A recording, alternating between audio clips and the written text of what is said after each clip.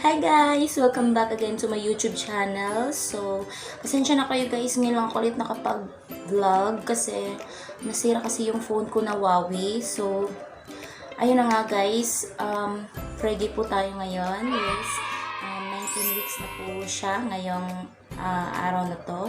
So, magre-review lang ako ng isang product. Ayan, ilalagay ko lang sa screen nyo. Nabili ko po siya sa Shopee.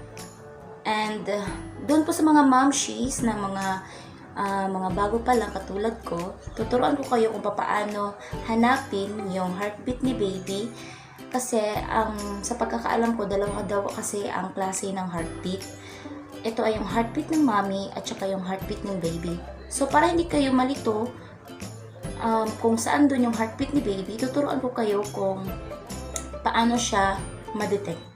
So ito yung tinatawag nilang home Doppler, yung fetal Doppler.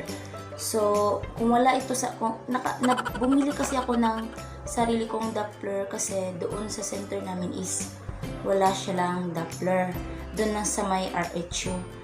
Pero gusto ko talagang always na ma-monitor yung heartbeat ni baby kaya bumili na lang ako sa Shopee ng Doppler. Ganito po siya. Nung una kasi, hindi ko alam kung paano siya gamitin eh. Kaya, ngayon tuturuan ko kayo kung paano siya gagamitin. So, ganito siya guys. Ayan. Ayan. So, meron siyang manual. So, hindi ko na ipapakita yung manual kasi hindi ko naman siya mabasa kasi inchik yung nakasulat. So, ganito siya guys. So, ilalagay lang natin siya. I-connect lang natin. Ayan. So, na-connect na siya. Ay, pipindutin natin yung power button. Ayan. Ganyan siya. At, ang pinaka-ano nga pala dito is, nag-order ako dito sa shop na to kasi sa ibang shop wala silang gel. Ito is may free gel na siya at saka may free battery na siya. So, ipapakita ko sa inyo yung gel. Ganito siya. Ayan. And, kailangan natin dito ay, syempre, kailangan natin ng Doppler. Kailangan natin ng gel. At syempre, kailangan din natin ng tissue. Okay. Tara. So, ngayon na guys, nandito tayo sa kabilang kwarto. So, ngayon, itatry natin siya sa ating tiyan. So, ayan. 19 weeks na po siya ngayon. So, first is maglalagay lang tayo ng gel.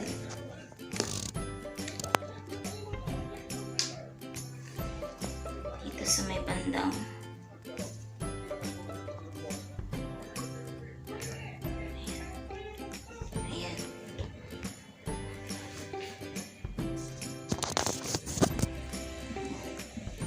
and then ito-turn on na po natin yung ating Doppler.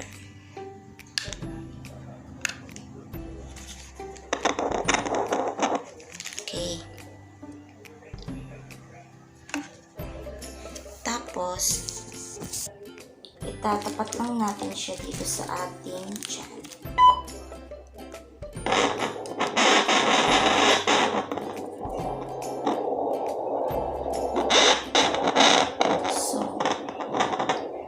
Dito natin siya ilalagay. Medyo diinan lang natin siya kasi na konti.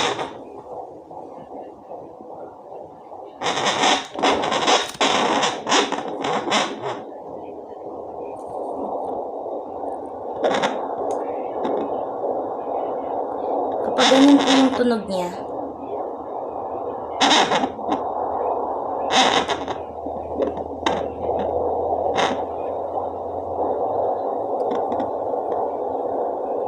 yan po yung ating heartbeat. Kapag ganyan po yung tunog niya, yung parang mabagal. Medyo mabagal siya. Dito po natin natin siya mahanap sa may ilalim ng puso. Diinan lang po natin ng konti.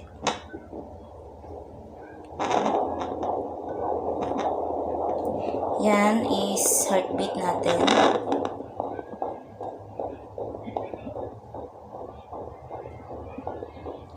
Narinig nyo yan? Yan po yung heartbeat ni baby. Yung parang may tumatakbong kabayo.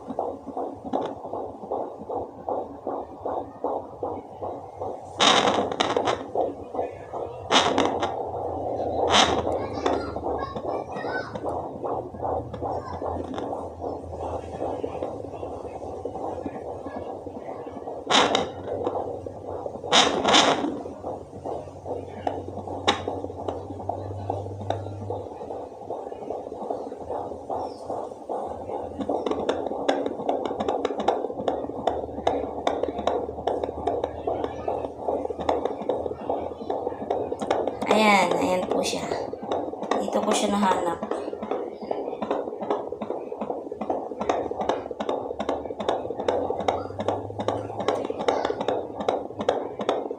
Ayan, diba?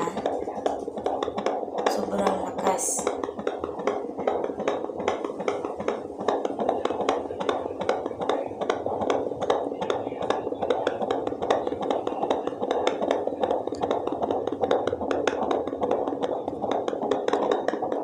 Dito yung siya mahanap sa may bandang ilalim ng puso natin. So,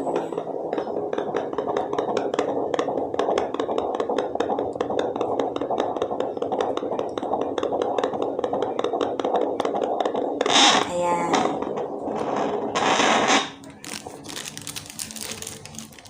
So, papatay na natin. So, that's all for today's video, guys. So, sana may natutunan kayo sa akin bilang first time mom. So, don't forget to subscribe to my channel and hit the notification bell niyo para ma-notify kayo kung meron akong mga bagong videos na i-upload. So, thank you, guys!